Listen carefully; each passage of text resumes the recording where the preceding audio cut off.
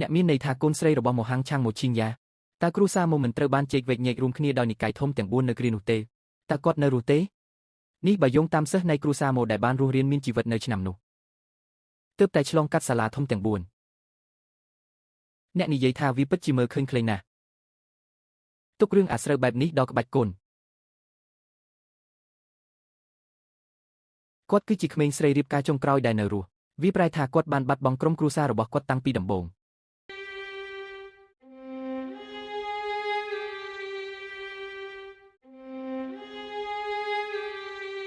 ខ្ញុំចង់បានប៉ាបិទខ្ញុំនឹងប្រាប់ប៉ាថាអ្នកកំពុងសម្លុតខ្ញុំហឹម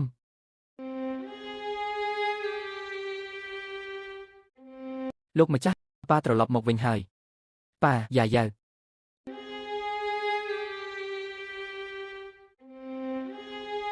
អញ្ចឹងខ្ញុំប្រកាសជាការពារអ្នកហឹមប៉ាខ្ញុំដឹងថាអ្នកនឹងមិនចាក់ចេញពីយ៉ាយ៉ាអូរបស់ខ្ញុំទេនោះប៉ាត្រូវទិញថ្នាំស្ករដែលអ្នកចូលចិត្ត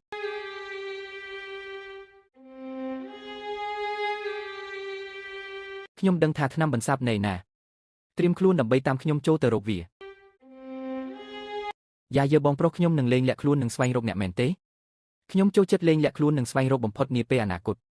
បន្ទាប់មកបិទភ្នែករបស់អ្នក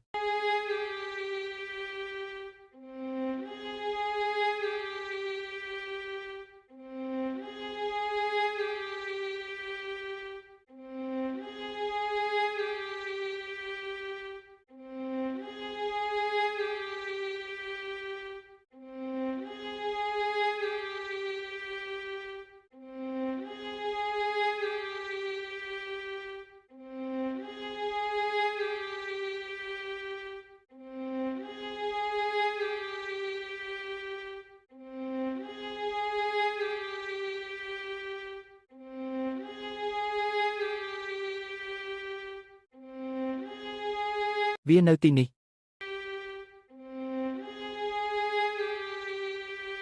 ចាប់តាំងពីអ្នកនៅទីនេះហេតុអ្វីត្រូវប្រញាប់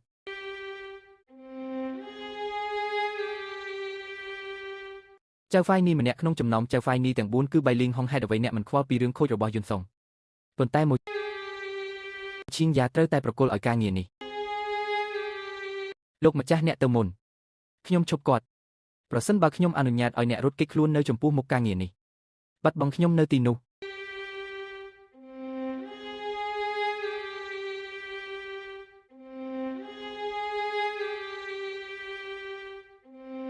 រត់ទៅផ្លូវនេះ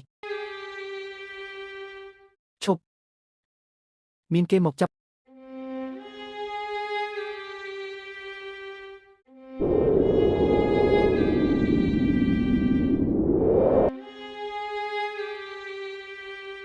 ទំនិញ Voyu សម្រាប់ខ្ញុំ